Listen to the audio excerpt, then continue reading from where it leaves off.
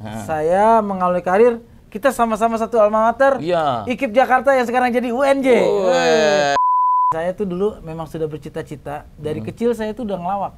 Nggak kepengen banget jadi guru, tapi begitu melangkahkan kaki, masuk kaki kanan pertama kali ke area kampus, bismillah, saya ingin menjadi sukses dan membanggakan orang tua. Saya nggak mau nikah kalau punya istri yang nggak cantik. Dengan wajah sejelek-jeleknya mendapatkan istri yang secantik-cantik. Saat boarding itu memang ada satu penumpang yang mencolok. Pas sudah landing di Surabaya, dia nggak mau turun Pak Haji. Ternyata dia minta nomor telepon saya. Saya nggak bisa diam di pesawat itu. Dia demo keselamatan, saya ikutin di belakangnya. Saya ikut diri. Kaptennya itu juga sempat kesel. Please Bang Haji turun, pesawat mau dibersihin. Saya nggak turun sebelum dapetin nomor telepon dia. Akhirnya kaptennya minta nomor telepon saya. Saya kasih ke kaptennya. Nggak taunya dia SMS duluan.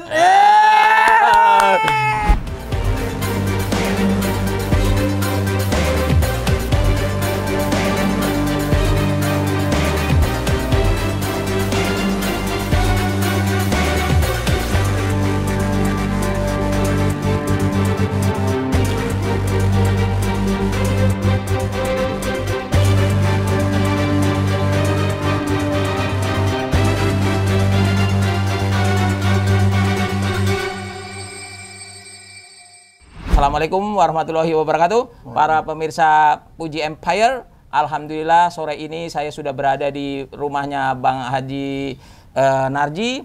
Alhamdulillah keadaan suasana baik, suasana sejuk, suasana indah dalam rangka silaturahim. Dan juga pengen ngobrol-ngobrol, pengen cari informasi, inspirasi dari karir Bang Narji. Dari gimana kuliah, gimana merintis karir, gimana sampai dapet seorang pramugari gitu, berani-beraninya gimana ceritanya tuh. Nanti kita akan tanyakan kepada Bang Narji, ini langsung kepada pelakunya yang dahsyat, dengan semangatnya, dengan PD-nya gitu, merintis karir, terus menggodain seorang pramugari gitu loh. Gimana sih ini loh ya. Padahal mah ganteng-ganteng enggak gitu ya, sama gantengan saya sedikit ya.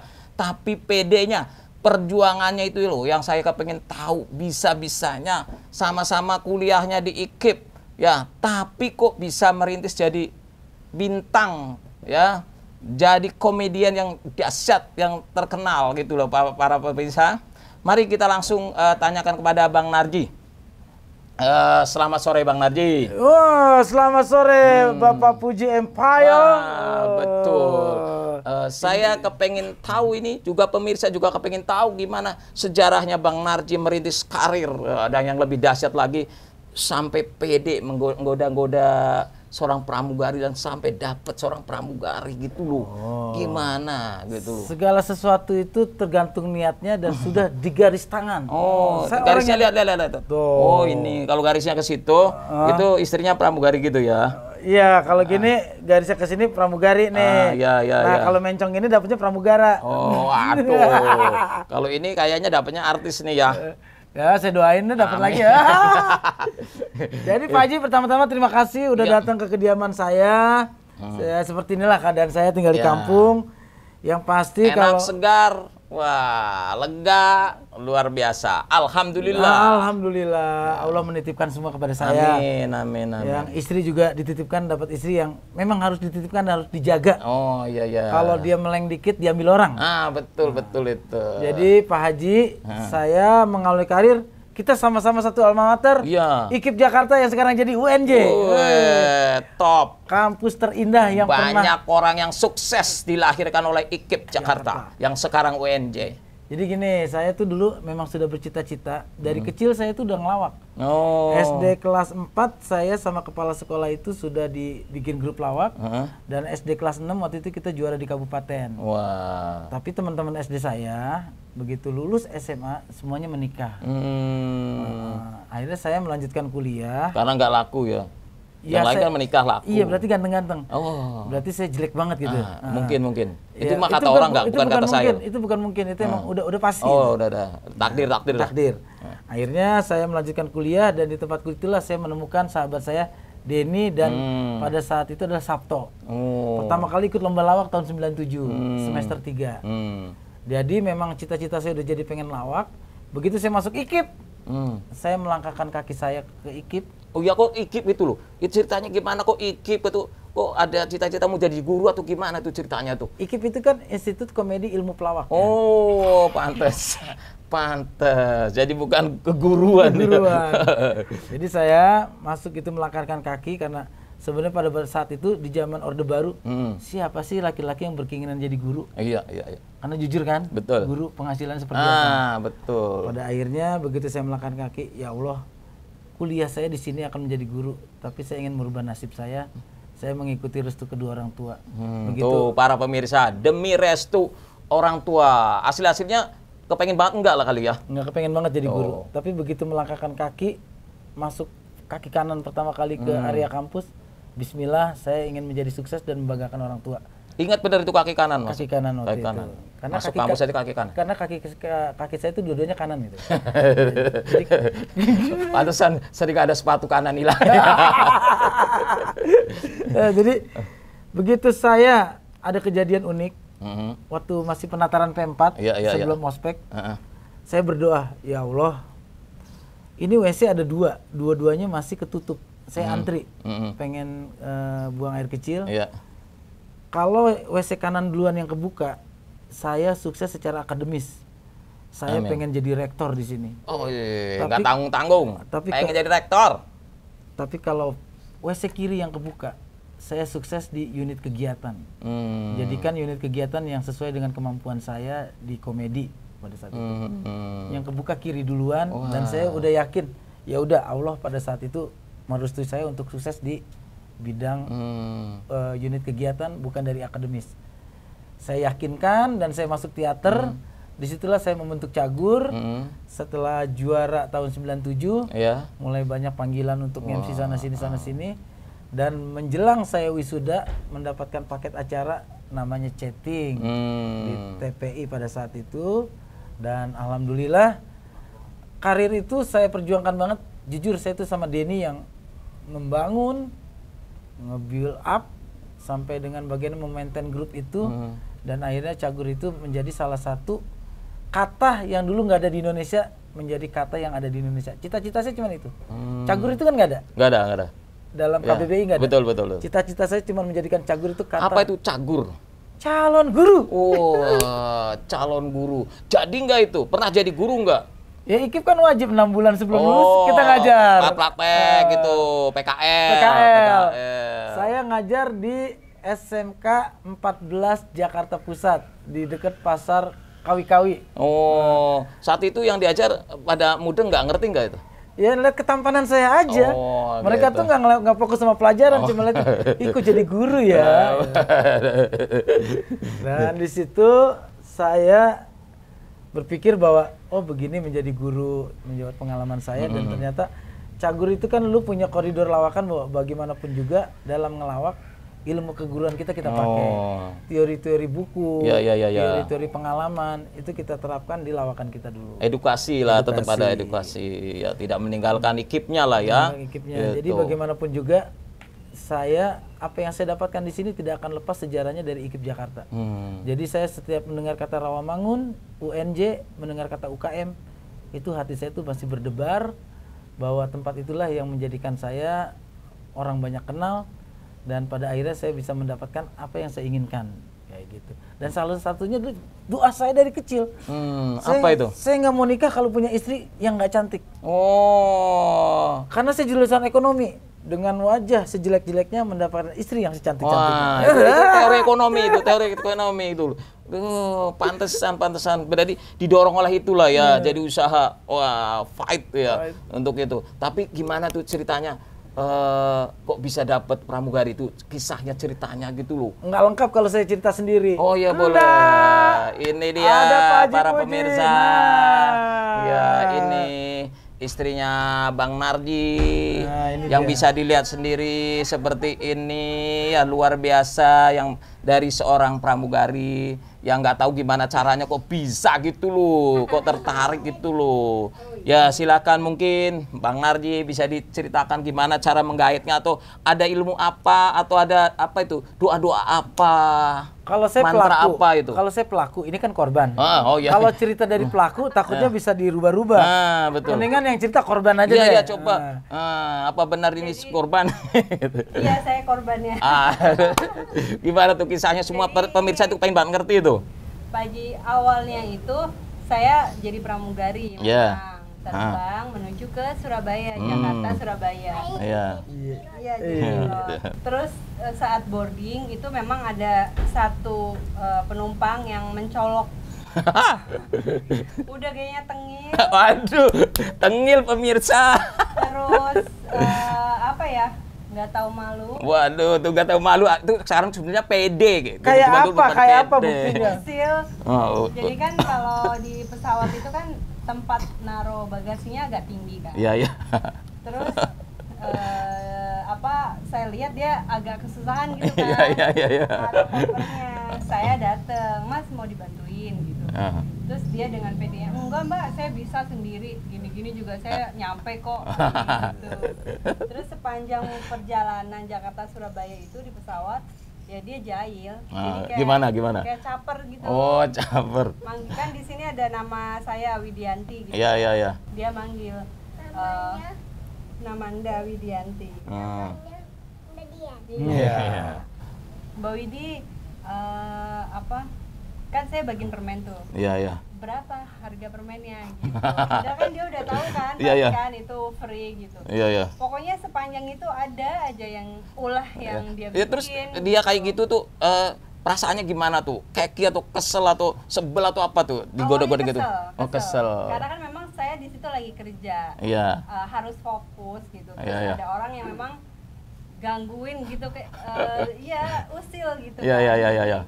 Awalnya itu. Pas ternyata memang akhirnya ada modusnya. Oh. Modusnya pas sudah landing di Surabaya, dia nggak mau turun Pak Haji. Terlalu pemirsa, tidak mau turun. Nggak mau turun, ternyata dia minta nomor telepon saya. Terus saya bilang nggak bisa, harus minta izin sama kaptennya. Kirain saya ya udah dia turun gitu, nggak berani. Iya. Ternyata benar, dia minta panggilin kaptennya. Ya udah saya temuin sama kaptennya, saya mau minta izin, mau minta nomor Mbak Widi, katanya gitu. Luar biasa pemirsa, perjuangannya luar biasa, salut luar biasa. Saya nggak bisa diam di pesawat itu. Gimana? Dia demo keselamatan, saya ikutin di belakangnya, saya ikut diri. Penumpang yang belakang itu udah kenal saya kan? Iya. Waktu itu udah kenal saya, jadi buat pakai, aduh si Narji bikin ulah. Udah kaptennya itu juga sempat kesel. Bang Narji jangan suka bercandanya, jangan kelewatan. Ini kalau di sini delay, 4 landing berikutnya delay.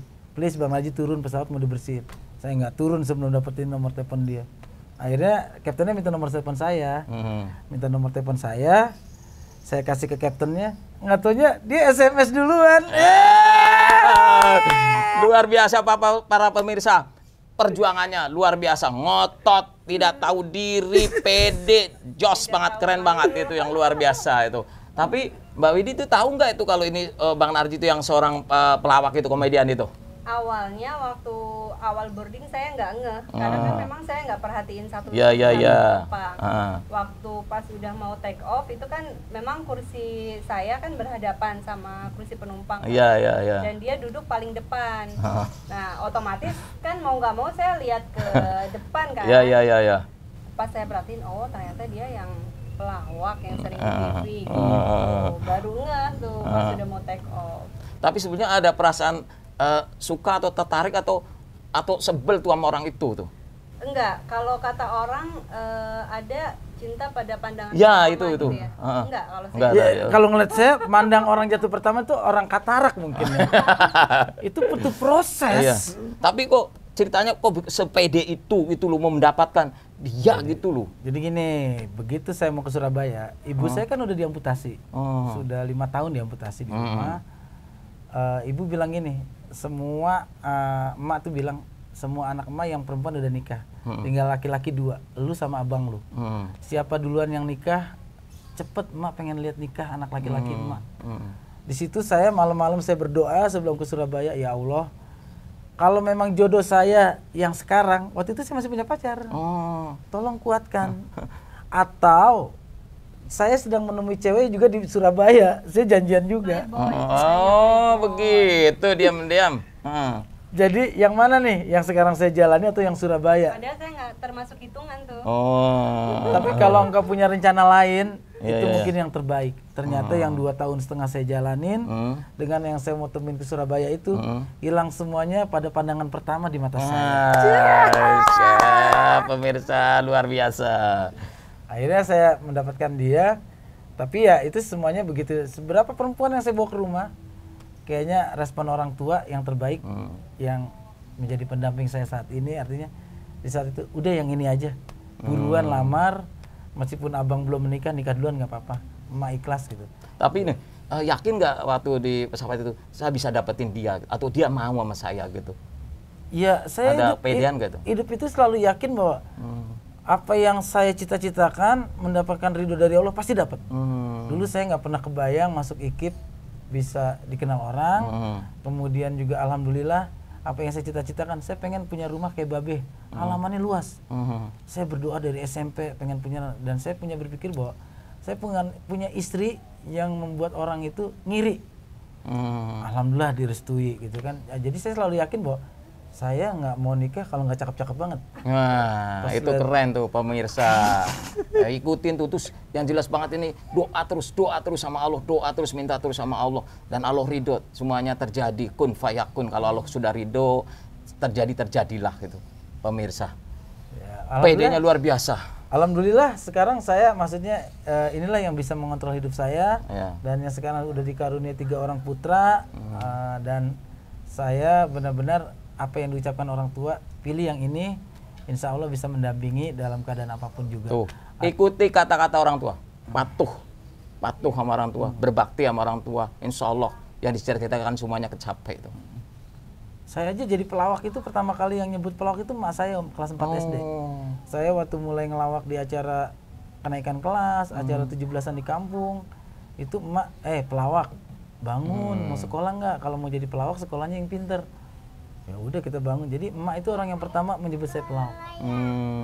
Baik juga mau sekolah ya. Terus itu setelah kenal sama Bang Narji masih jadi pramugari nggak itu?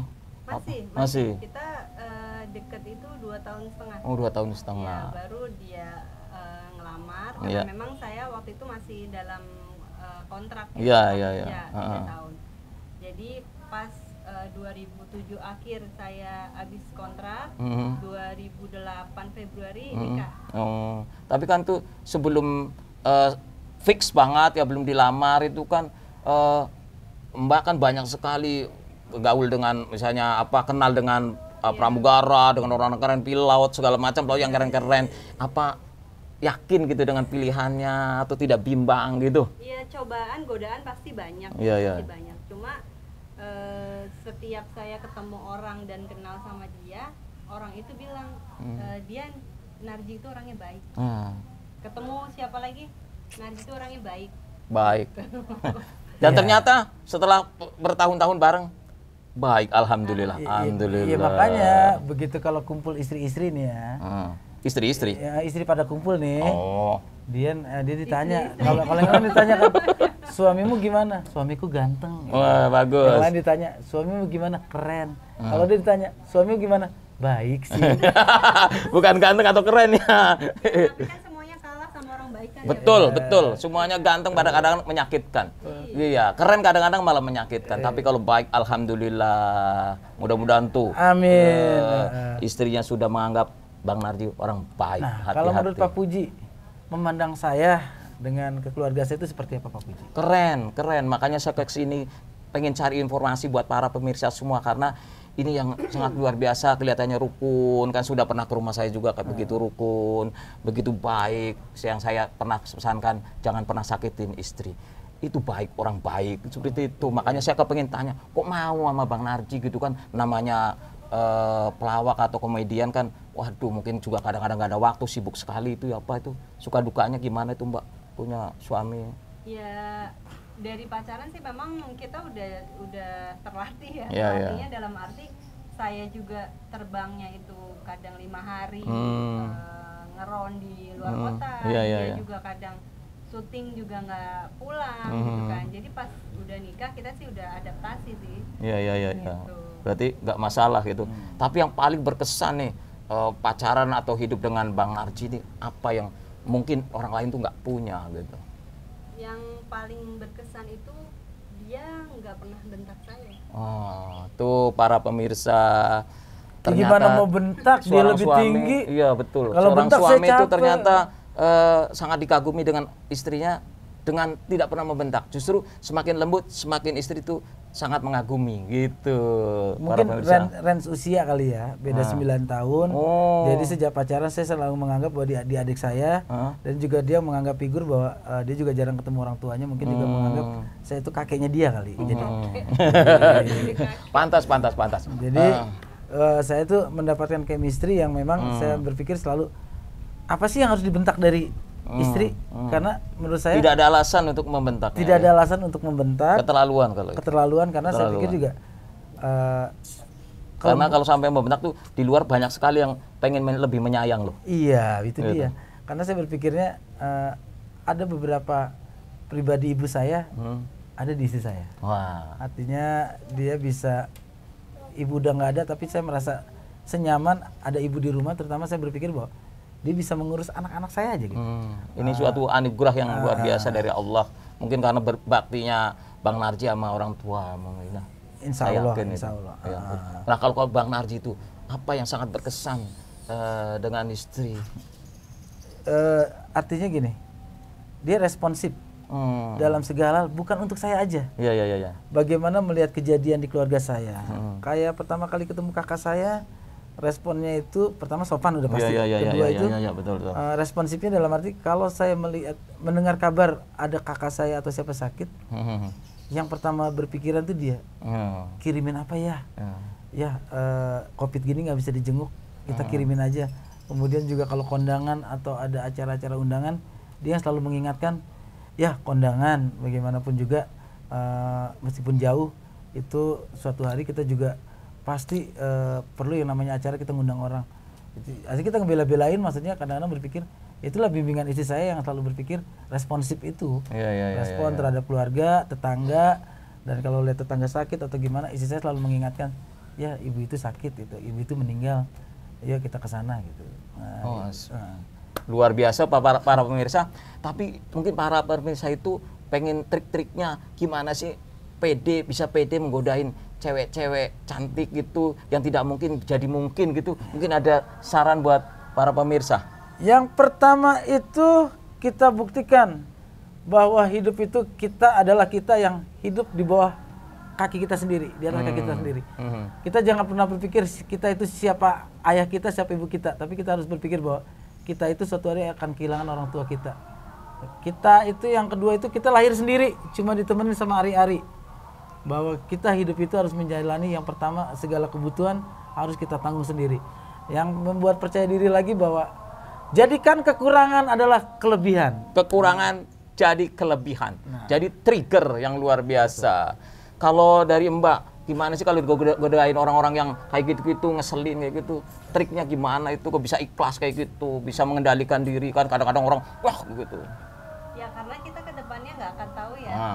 Kedepannya kita tidak pernah akan tahu apa yang terjadi. Betul. Jadi gitu. Ya, siapapun yang kita hadapin, kita anggap mereka baik. Ya tuh. Begitu para pemirsa, ini pengalaman yang luar biasa, pelajaran dan motivasi, inspirasi yang sangat luar biasa. Yang jelas kepedean yang luar biasa, berbakti kepada orang tua, nurut kepada orang tua. Semoga keluarganya Bang Narji menjadi keluarga yang sakinah mawaddah warahmah, bahagia dunia akhirat. Begitu saja, kalau ada kurang-kurangnya para pemirsa, saya mohon maaf dan saya akhiri. Wassalamualaikum warahmatullahi wabarakatuh. Terima kasih Bang Narji. Waalaikumsalam. Terima kasih banyak Pak Puji. Ya, Bang. Terima kasih. Sampai ketemu lagi para pemirsa Puji Empire. Salam sejahtera, salam sehat, salam semangat terus seperti Bang Narji. Manjada wajada.